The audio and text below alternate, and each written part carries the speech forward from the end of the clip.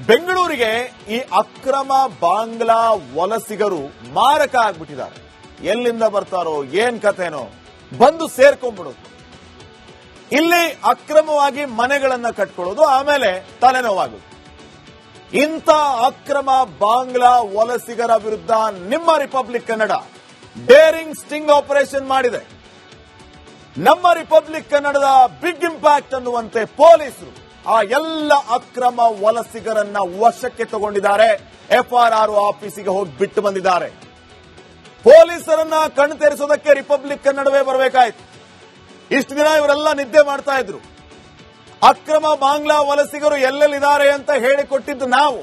ಅವಾಗ ಹೋದ್ರಿ ಪೊಲೀಸ್ನವರು. ಇಷ್ಟಕ್ಕೆ ಮುಗಿಯಲ್ಲ ಕತೆ. ಬೆಂಗಳೂರಿನಲ್ಲಿ ಇನ್ನೂ ಬಹಳ ಜನ ಇದ್ದಾರೆ ಅಕ್ರಮ ಬಾಂಗ್ಲಾ ನಿವಾಸಿಗಳು. ಪೊಲೀಸರೇ ರೆಡಿ ಆಗಿರಿ, ನಾವು ತೋರಿಸ್ತೀವಿ, ನೀವು ಹೋಗಿ ಹಿಡ್ಕೊಂಬರೋದಷ್ಟೇ ಕೆಲಸ. ಒಂದು ವರದಿ ಇದೆ, ನೋಡ್ಕೊಂಬನ್ನಿ.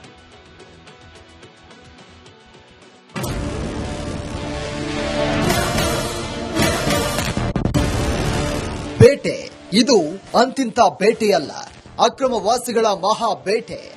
ನಿಮ್ಮ ರಿಪಬ್ಲಿಕ್ ಕನ್ನಡ ಅಕ್ರಮ ಬಾಂಗ್ಲಾದೇಶಿಗಳ ವಿರುದ್ಧ ಸಮರ ಸಾರಿದೆ. ಭಾರತಕ್ಕೆ ನುಸುಳಿಕೊಂಡು ಬಂದ ಬಾಂಗ್ಲಾ ವಲಸಿಗರನ್ನ ಹುಡುಕಿ ಬೇಟೆಯಾಡ್ತಾ ಇದೆ. ಕಗ್ಗಲಿಪುರ ಬಳಿಕ ರಿಪಬ್ಲಿಕ್ ಕನ್ನಡ ಮತ್ತೊಂದು ಡೇರಿಂಗ್ ಸ್ಟಿಂಗ್ ಆಪರೇಷನ್ ಮಾಡಿದೆ.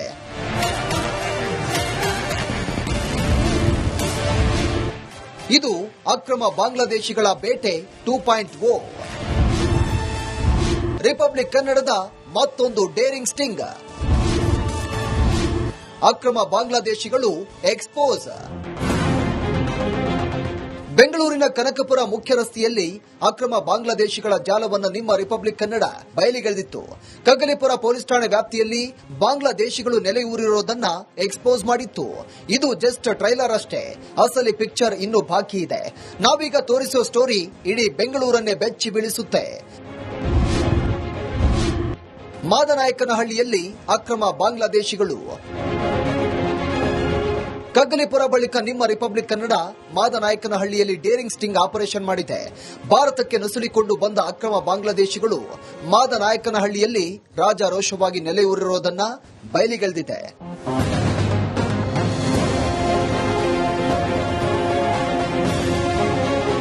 ಶಾಕಿಂಗ್ ವಿಷಯ ಅಂದ್ರೆ ಮಾದನಾಯಕನಹಳ್ಳಿಯಲ್ಲಿ ಏರಿಯಾ ಒಂದರಲ್ಲೇ 2 ರಿಂದ 3 ಸಾವಿರ ಅಕ್ರಮ ಬಾಂಗ್ಲಾದೇಶಿಗಳು ಠಿಕಾಣಿ ಹೂಡಿದ್ದಾರೆ. ಟೆಂಟ್ ಹಾಕಿಕೊಂಡು ಜೀವನ ಮಾಡುತ್ತಿದ್ದಾರೆ. ಬೀದಿ ಬದಿಗಳಲ್ಲಿ ಕಸ ಆಯುತ್ತಾ ಕೂಲಿ ಕೆಲಸ ಮಾಡುತ್ತಾ ರಾಜಾರೋಷವಾಗಿ ಅಕ್ರಮವಾಗಿ ನೆಲೆ ಊರಿದ್ದಾರೆ. ನುಸುಳುಕೋರರ ಕರಾಳ ಸತ್ಯವನ್ನ ಬ್ಲಡಿ ಬಾಂಗ್ಲಾದೇಶಿ ಬಾಯಲ್ಲೇ ಕೇಳಿ. उधर उधर से आते हो ना, इधर काम के लिए वो बुलाते हैं, पैसा देते हैं कि नहीं? पैसे हेल्थ चेकअप को नहीं सब देता। हाँ वो सब नहीं देता, वो पगार बात करता है 400-500 में चला जाता है, काम करता है बस। हाँ कितना लोग है इधर बांग्ला का?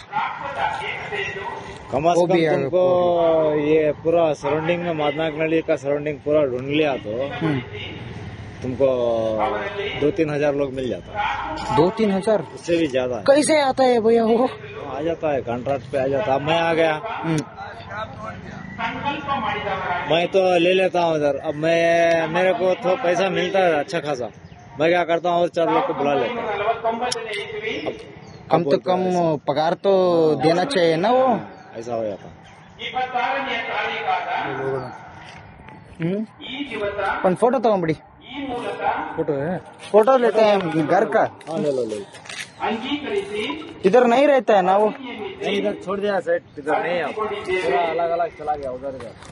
ಇನ್ನು ಈ ಬಾಂಗ್ಲಾದೇಶಿಗಳು ಭಾರತಕ್ಕೆ ಹೇಗೆ ನುಸುಳಿಕೊಂಡು ಬರ್ತಾರೆ, ಈ ಅಕ್ರಮ ವಾಸಿಗಳನ್ನ ಯಾರು ಕರೆಸ್ತಾರೆ, ಬೆಂಗಳೂರಿಗೆ ಬಂದು ಈ ಬ್ಲಡಿ ಬಾಂಗ್ಲಾದೇಶಿಗಳು ಏನ್ ಮಾಡ್ತಾರೆ ಅಂತ ಸ್ಥಳೀಯರೇ ಬೆಚ್ಚಿಟ್ಟಿದ್ದಾರೆ ನೋಡಿ. ಸರ್ ನಿಮ್ಮ ಹೆಸರೇನು? ನನ್ನ ಹೆಸರು ನಸುರ್ಲಾ ಅಂತ ಸರ್. ಇಲ್ಲಿ ತಾವೇನ್ ಕೆಲಸ ಮಾಡ್ಕೊಂಡಿದ್ದೀರಿ ಇಲ್ಲಿ? ಇಲ್ಲ ಡ್ರೈವಿಂಗ್ ಕೆಲಸ ಮಾಡ್ತೀನಿ ನಾನು ಕಂಪ್ನಿ. ಇಲ್ಲಿ ಯಾರ್ ಕಾನ್ಸ್ಟಿಟ್ಯೂನ್ಸಿ ಬರುತ್ತೆ ಸರ್ ಇದು? ಸರ್ ಯಾರ್ ಕಾನ್ಸ್ಟಿಟ್ಯೂನ್ಸಿ ಬರುತ್ತೆ? ಯಾವ MLA ಯಾರು? ಗೊತ್ತಿಲ್ಲ. ನಾವು ದಾವಣಗೆರೆ ಸರ್, ಇಲ್ಲಿ ಡ್ಯೂಟಿ ಮಾಡ್ಕೊಂಡಿದ್ದೀವಿ. Okay okay. ನಾವು ಮನೆ ಮೇಲೆ ನೋಡಕ್ ಬರ್ತೈತೆ. ಅಲ್ಲ ಸರ್, ಬಾಂಗ್ಲಾದವರು ಬಂದಿದಾರಂತಲ್ಲ ಪಾಪ ಇಲ್ಲಿ ಬಡವರು, ಬಾಂಗ್ಲಾದವರು ಬಂದಿರ್ತಾರಂತಲ್ಲ ಅಂತ. ಅಲ್ಲ ಬೇಗ almost ಅವ್ರಿಗೂ ಹಿಂಗೆ ಎಲ್ಲರಿಗೂ ಓಡಿಸಿದಾರಂತ ಇಲ್ಲಿಂದ ಏನ್ ಕತೆ ಇದು? ಹಿಂಗೆ ಮಾಡಿದ್ರೆ ಎಲ್ಲ ಚಪ್ಪಲಿ ಗಿಪ್ಲಿ ಎಲ್ಲ ಬಿದ್ದಾವ ನೋಡಿದ್ರೆ ಅವ್ರು ಓಡೋಗಿದ್ದಾರೆ ಎಲ್ಲ ಬಟ್ಟೆ ಎಲ್ಲ ಬಿಟ್ಟು ಎಲ್ಲ. ಅಲ್ಲಲ್ಲ ಅವ್ರು ಬಿಟ್ಟು ಹೋಗಿದಾರೆ ಅಂದ್ರೆ ಬೇರೆ ಕಡೆ ಶಿಫ್ಟ್ ಆಗಿದಾರಂತ ಪಾಪ ಏನ್ ಮಾಡ್ತಾರೆ? ಅವ್ರು ಒಬ್ರಾದ್ರೂ ಸಿಕ್ಕರೆ ಏನೋ ನಾವು ಮಾಹಿತಿ ಕೇಳ್ಬೋದು. ಒಬ್ರು ಸಿಗ್ಲಿಲ್ಲ ಅಂದ್ರೆ ಏನು ಮಾಹಿತಿ. ನಾವು ಹೆಲ್ಪ್ ಮಾಡ್ಬೇಕಂತ ಇದ್ದವ್ರಿಗೆ ಕೆಲವರು ಬೇರೆ ಬೇರೆ ಕಡೆ ದುಡ್ಡು ಪೋಲ್ ಮಾಡ್ತಾರೆ ಸರ್. ನಾನು ನಿಮಗೆ ತೋರಿಸ್ತೀನಿ ವಿಡಿಯೋಸ್ನ ಇಲ್ಲಿ ನಾವು ಹೆಂಗ್ ಹೆಲ್ಪ್ ಮಾಡ್ತೀವಿ ಅಂತ. ಅಲ್ಲ ಅವ್ರು ಬಾಂಗ್ಲಾದಿಂದ ಹೆಂಗ್ ಬರ್ತಾರೆ ಇಲ್ಲಿ? ಏನಿಲ್ಲ, ಬರೋದಂದ್ರೆ ಕೆಲಸ ಕರೆದಿರ್ತಾರೆ ಅಷ್ಟೇ ಅವರು. ಕಾಂಟ್ರಾಕ್ಟರ್ಸ್ ಅವರು ಇಲ್ಲಿ ಕಾಂಟ್ರಾಕ್ಟ್ ಕೆಲಸ ಇರ್ತಾರಲ್ಲ, ಅವ್ರಿಗೆ ಲಿಂಕ್ ಇರ್ತದೆ. ಈಗ ಅವ್ರು ಏನಪ್ಪಾ ಅಂದ್ರೆ ಒಂದ್ ಲೇಬರಿಗೆ ಇಷ್ಟ ಅಂತ ಕಮಿಷನ್ ಇರ್ತದೆ. ಈಗ ನಾನೇ ಡ್ರೈವರ್ ಅಂದ್ರೆ ಈಗ ನನಗೆ ಕರ್ಕೊಂಡು ನನಗೆ 30,000 ಮಾತಾಡಿರ್ತಾನೆ, ನಿಮ್ಮ ಹತ್ರ 35,000 ರೂಪಾಯಿ ಮಾತಾಡಿರ್ತಾರೆ. ಇವ್ರಿಗೆ ಈಗ ಹಂಗೆ ಅವ್ರ ಅಷ್ಟೊಂದು ಇಲ್ಲ ಅವ್ರ ಸಂಬಳ. ನಾನು ಹೇಳ್ತಾರದ್ ಏನಪ್ಪಾ ಅಂದ್ರೆ ಇವರಿಗೆ ಏನಂದ್ರೂ ಒಂದ್ 15,000 ಜಾಸ್ತಿ ಅಂದ್ರೆ. ನೋಡಿದ್ರಲ್ವಾ ಸಿಲಿಕಾನ್ ಸಿಟಿ ಬೆಂಗಳೂರು ಹೇಗೆ ಅಕ್ರಮ ಬಾಂಗ್ಲಾದೇಶಿಗಳ ಹಬ್ಬ ಆಗಿದೆ ಅಂತ. 7,000ಕ್ಕಿಂತ ಹೆಚ್ಚು ಅಕ್ರಮ ಬಾಂಗ್ಲಾವಾಸಿಗಳು ಒಂದೇ ಏರಿಯಾದಲ್ಲಿ ನೆಲೆಸಿದ್ದಾರೆ ಅಂದ್ರೆ ಏನರ್ಥ? ಇವರನ್ನೆಲ್ಲ ಹೀಗೆ ಬಿಟ್ರೆ ಬೆಂಗಳೂರಿಗೆ ಕಂಟಕ ತಪ್ಪಿದ್ದಲ್ಲ. Arvind, Republic Kannada, crime bureau.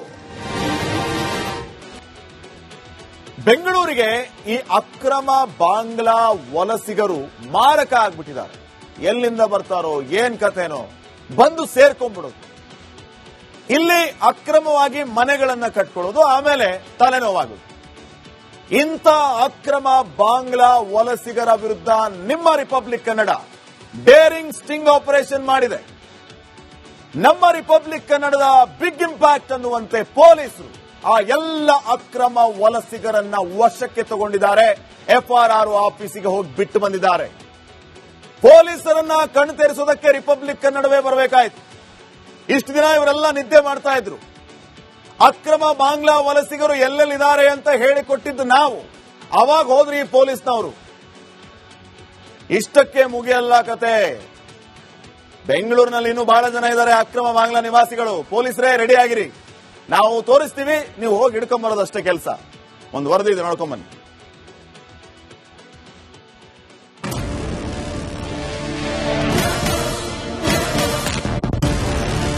ಬೇಟೆ ಇದು ಅಂತಿಂತ ಬೇಟೆಯಲ್ಲ, ಅಕ್ರಮವಾಸಿಗಳ ಮಹಾ ಬೇಟೆ. ನಿಮ್ಮ ರಿಪಬ್ಲಿಕ್ ಕನ್ನಡ ಅಕ್ರಮ ಬಾಂಗ್ಲಾದೇಶಿಗಳ ವಿರುದ್ಧ ಸಮರ ಸಾರಿದೆ. ಭಾರತಕ್ಕೆ ನುಸುಳಿಕೊಂಡು ಬಂದ ಬಾಂಗ್ಲಾ ವಲಸಿಗರನ್ನ ಹುಡುಕಿ ಭೇಟಿಯಾಡ್ತಾ ಇದೆ. ಕಗ್ಗಲಿಪುರ ಬಳಿಕ ರಿಪಬ್ಲಿಕ್ ಕನ್ನಡ ಮತ್ತೊಂದು ಡೇರಿಂಗ್ ಸ್ಟಿಂಗ್ ಆಪರೇಷನ್ ಮಾಡಿದೆ.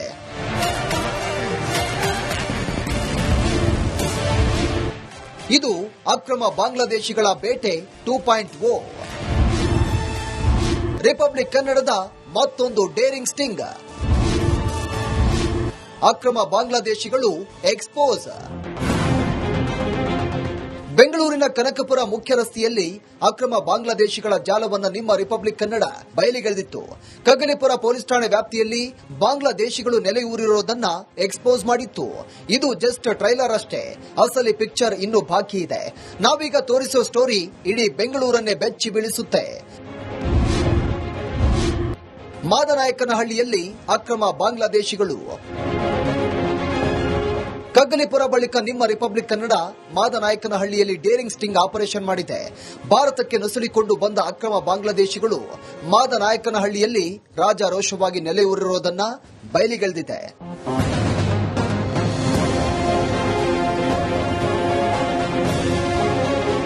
ಶಾಕಿಂಗ್ ವಿಷಯ ಅಂದ್ರೆ ಮಾದನಾಯಕನಹಳ್ಳಿಯಲ್ಲಿ ಏರಿಯಾ ಒಂದರಲ್ಲೇ 2 ರಿಂದ 3 ಸಾವಿರ ಅಕ್ರಮ ಬಾಂಗ್ಲಾದೇಶಿಗಳು ಠಿಕಾಣಿ ಹೂಡಿದ್ದಾರೆ.